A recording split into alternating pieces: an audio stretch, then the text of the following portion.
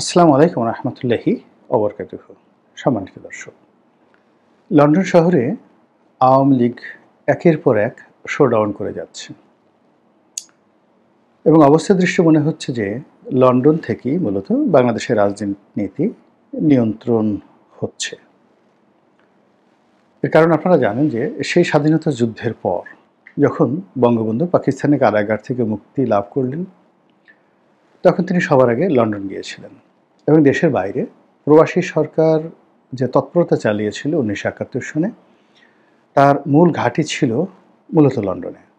কাগজে কলমে দিল্লিতে বা কলকাতাতে আওয়ামী লীগের যে তৎপরতা ছিল, সেই তৎপরতা এশিয়া সাবকন্টিনেন্ট, আমাদের এই পাক ভারত উপমহাদেশে সীমাবদ্ধ ছিল।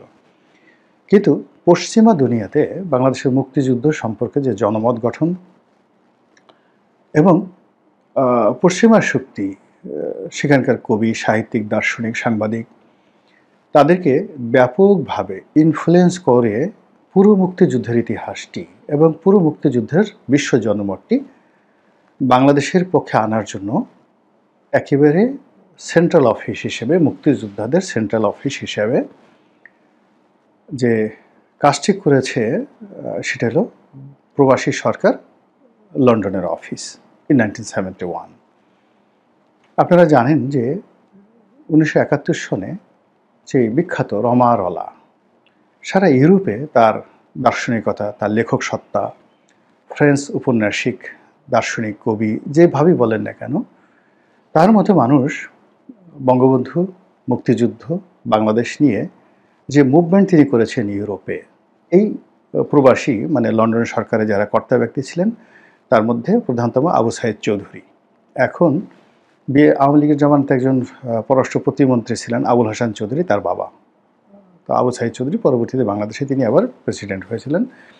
তো তার নেতৃত্বে একটা বিরাট বুদ্ধিজীবী গ্রুপ, মুক্তিযুদ্ধর পক্ষের আমলা সবাই মিলে লন্ডনে যে আন্দোলনটা গড়ে তুলেছিলেন 1971 সনে, তার ফলে পুরো ব্রিটিশ কমিউনিটি, ব্রিটিশ সরকার সেখানে মুক্তিযুদ্ধের প্রতি, বঙ্গবন্ধুর প্রতি কতটা তারা, যাকে বলা হয়, শ্রদ্ধা পোষণ করতেন এবং কতটা আনুগত্য দেখাতেন এবং কতটা প্রেম ছিল 1971 সালের মুক্তিযুদ্ধের পক্ষে, তার প্রমাণ হলো বঙ্গবন্ধু যখন ইংল্যান্ডে গেলেন, তখন তো তিনি কেউ না, হিজ নো বডি। কারাগার থেকে বের হলেন, প্রবাসী সরকারের একজন প্রেসিডেন্ট। তাকে রিসিভ করার জন্য এয়ারপোর্টে ব্রিটিশ প্রধানমন্ত্রী চলে এলেন এবং নিজে গাড়ির দরজা খুলে দিলেন এবং নিজে গাড়ির দরজা বন্ধ করে দিলেন ব্রিটিশ প্রধানমন্ত্রী। বোঝার চেষ্টা করুন যে ওখানে লন্ডনে প্রচারটা কোন পর্যায়ে পৌঁছে গিয়েছিল, যে ব্রিটিশ প্রধানমন্ত্রী সকল প্রোটোকল ভঙ্গ করে এয়ারপোর্টে এসে একজন জাতীয় নেতাকে রিসিভ করেছেন। আচ্ছা, আপনি দেখুন তো যে নেলসন ম্যান্ডেলা যখন নেতা ছিলেন, তাকে অভ্যর্থনা জানানোর জন্য কোনো ব্রিটিশ প্রধানমন্ত্রী কি এয়ারপোর্টে গেছেন? যাননি। আমাদের ডক্টর মোহাম্মদ ইউনূস গেছেন, প্রাণান্ত চেষ্টা করেছেন ব্রিটিশ প্রধানমন্ত্রীর সঙ্গে দেখা করার জন্য, দেখাই করতে পারেননি। আচ্ছা, বঙ্গবন্ধুর কন্যা তিনিও তো গেছেন, তাকে রিসিভ করার জন্য তো কখনো তো আসেনি। এরশাদ সাহেব গেছেন, মানে বাংলাদেশের যেই যান না কেন, নরেন্দ্র মোদী গেছেন, কোনো ব্রিটিশ প্রধানমন্ত্রী এয়ারপোর্টে আসছেন তাকে রিসিভ করার জন্য? আসেনি। কিন্তু বঙ্গবন্ধুর জন্য কেন এসেছেন? এর কারণ হলো ওই লন্ডন থেকে এরকম একটা ভাইব তোলা হয়েছিল বঙ্গবন্ধুর সম্পর্কে, যে এই পৃথিবীতে মুক্তি সংগ্রামে তার মতো অবিসংবাদিত নেতা আর নেই।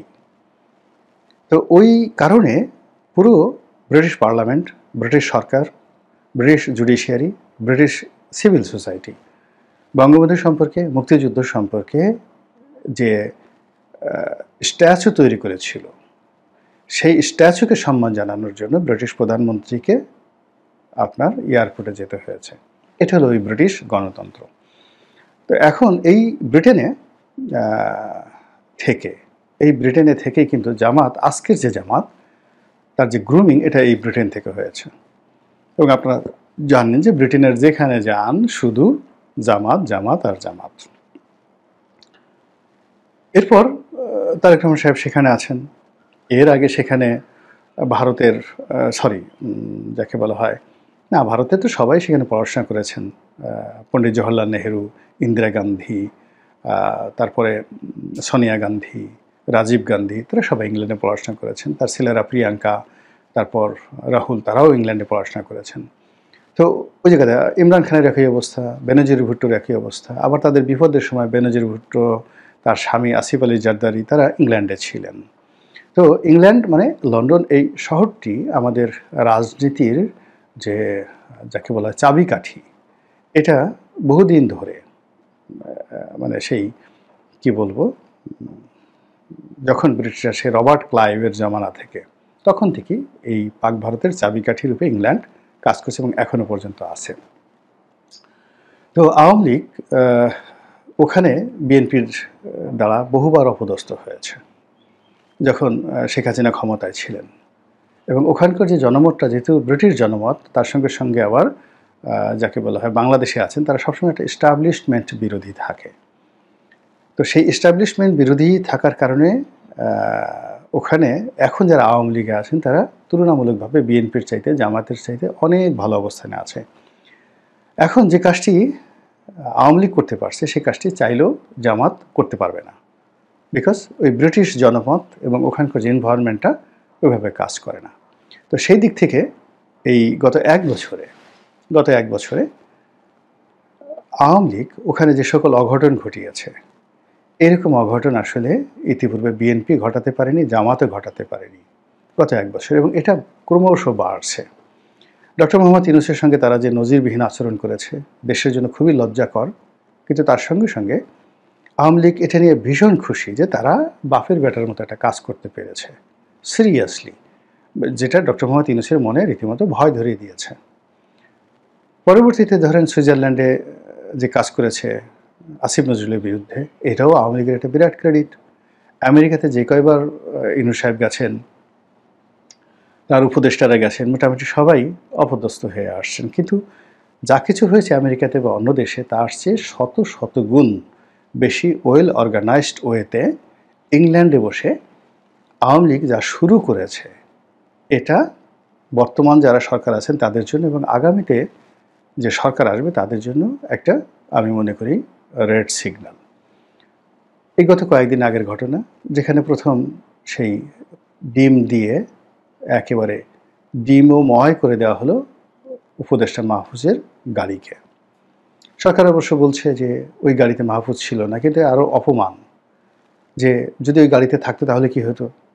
কিন্তু যে গাড়িতে থাকতো তাহলে তারা দুটো অন্যায় করেছে, যে এটা সরাসরি তারা মোকাবেলা না করে তারা কৌশল অবলম্বন করেছে, সামনে একটা মাহফুজের এই গাড়িতে মাহফুজ যাচ্ছে এরকম একটা ভাইব তুলে, অথবা মাহফুজের একটা মূর্তি সেখানে বসিয়ে বা মাহফুজের মতো দেখতে এরকম একজন লোককে মেকআপ টেকআপ করে ভিতরে বসিয়ে দিয়ে গাড়ি চালিয়ে দিয়েছে।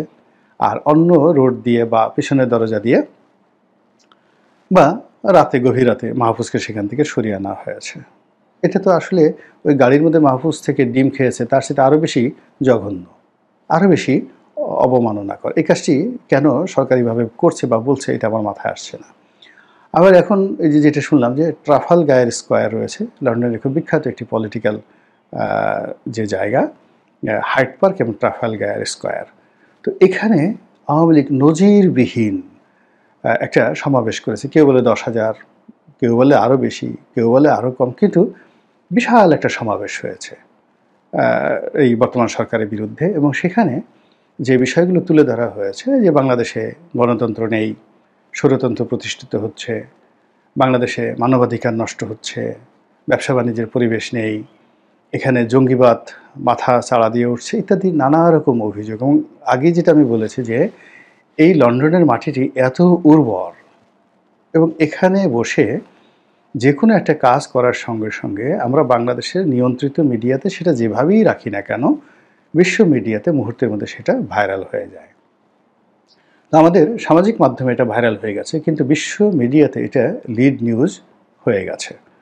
এবং এটা বিভিন্ন নীতি নির্ধারণী যে সকল প্রতিষ্ঠান রয়েছে, যেমন ইউরোপীয় ইউনিয়ন রয়েছে, এরপরে IMF রয়েছে, বিশ্বব্যাংক রয়েছে, তারপর যে সকল থিঙ্ক ট্যাঙ্ক রয়েছে, যে সকল বিনিয়োগ প্রতিষ্ঠান রয়েছে, যে সকল ক্রেডিট রেটিং প্রতিষ্ঠান রয়েছে, যারা বাংলাদেশকে ইভ্যালুয়েট করে, তাদের কাছে এই যে আওয়ামী লীগের এই বিশাল সমাবেশটি নিঃসন্দেহে একটা মানে বাংলাদেশের জন্য খারাপ বার্তা বহন করবে। এই বিষয়গুলো নানাভাবে কিন্তু সমাধান করা যেত। যেখানে তারা দায়িত্ব পালন করছেন লন্ডনে, এখানে সভামূলই হয়। এখানে গিয়ে দেখুন আওয়ামী লীগের 4-5 জন লোক হয়তো এটা অর্গানাইজ করেছে। আবার বিএনপির জামানাতে হয়তো বিএনপির 4-5 জন লোক আওয়ামী লীগের বিরুদ্ধে কোনো কিছু অর্গানাইজ করতো। জামাতের এরকম হয়তো 4-5 জন লোক, 8-10 জন লোক যারা নেতা, তারা অর্গানাইজ করে। এদের সঙ্গে একটা সরকারের সমঝোতা, বোঝাপড়া যদি থাকে, সব সরকার এই জিনিসগুলো করেছে, বিভিন্ন সময়টাতে করেছে। অনেক সময় সফল হয়েছে, অনেক সময় সফল হয়নি। যেমন আমরা শেখ হাসিনার জামানাতে দেখলাম যে একবার লন্ডনে শেখ হাসিনাকে খুব একেবারে তার সমস্ত পথ রুদ্ধ করে দেওয়া হলো বিএনপি নেতাকর্মীদের দ্বারা। তো তখন সেই সময়টাতে শেখ হাসিনা বিএনপির এক শীর্ষ নেতাকে টেলিফোন করে হুমকি দিয়েছিলেন লন্ডনের, যে এই কাজ যদি করা হয় তাহলে তার মা, তারেক রহমান সাহেবের মা বেগম খালেদা জিয়া, তার উপর তিনি এই কাজ করবেন। তো বোঝার চেষ্টা করুন যে শেখ হাসিনার ওই কানেক্টিভিটিটা ছিল যে তারেক রহমান সাহেবকে সরাসরি সেই হুমকি দেওয়ার জন্য ওভার টেলিফোনে বা তারেক রহমানের কানে কানে সেই কথাটা পৌঁছে দেওয়ার জন্য একজন লোক, যিনি কিনা লন্ডন বিএনপির খুবই গুরুত্বপূর্ণ ব্যক্তি, তার সঙ্গে শেখ হাসিনার ব্যক্তিগত সম্পর্ক ছিল। তো সেই দিক থেকে যদি আপনি বিবেচনা করেন, সেটা এরশাদের আমলে, বেগম জিয়ার আমলে, সব সরকারের আমলে, এজেন্সির মাধ্যমে হোক, দেশি এজেন্সি বা বিদেশি এজেন্সির মাধ্যমে হোক, পলিটিক্যাল কানেক্টিভিটির কারণে হোক, ব্যক্তিগত সম্পর্কের কারণে হোক, এই সম্পর্কগুলো থাকে।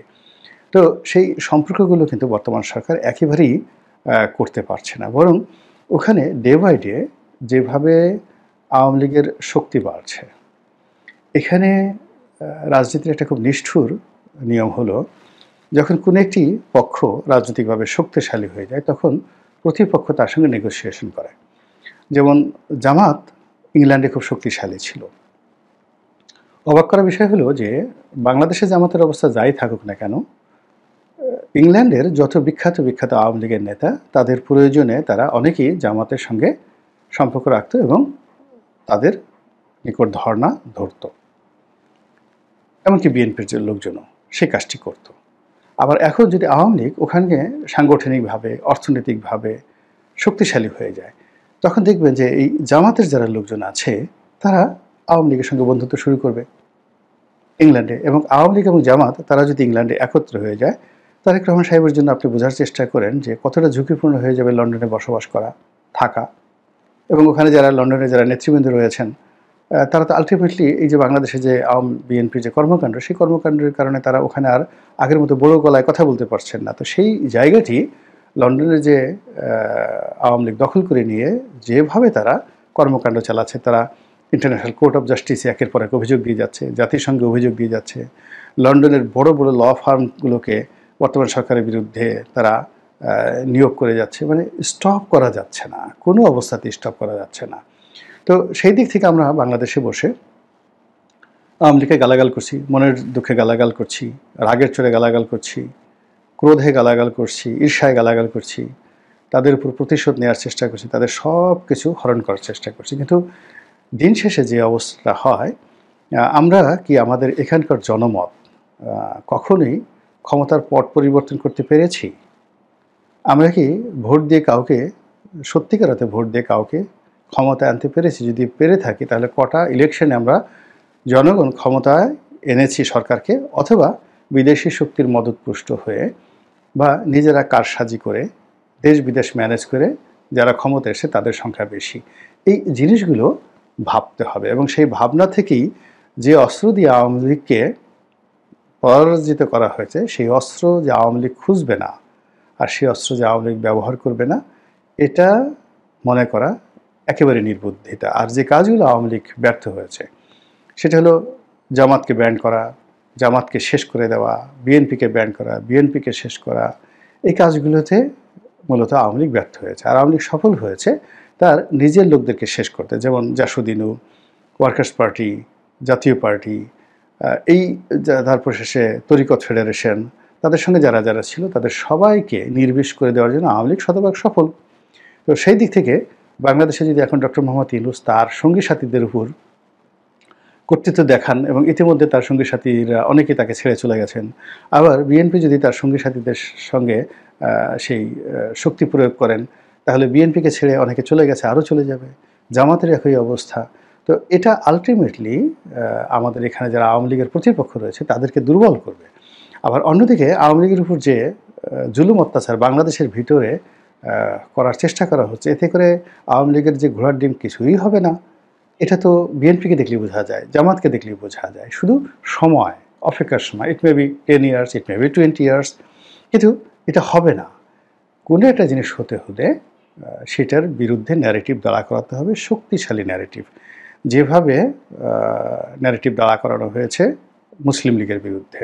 মুসলিম লীগ নেই, তো আওয়ামী লীগকে যদি নাই করে দিতে হয় তাহলে ওইরকম একটা রাজনৈতিক ন্যারেটিভ দাঁড়া করাতে হবে। মহান আল্লাহ আমাদের সবাইকে হেদায়েত দান করুন এবং হেফাজত করুন। আসসালামু আলাইকুম ওয়া রাহমাতুল্লাহি ওয়া বারাকাতুহু।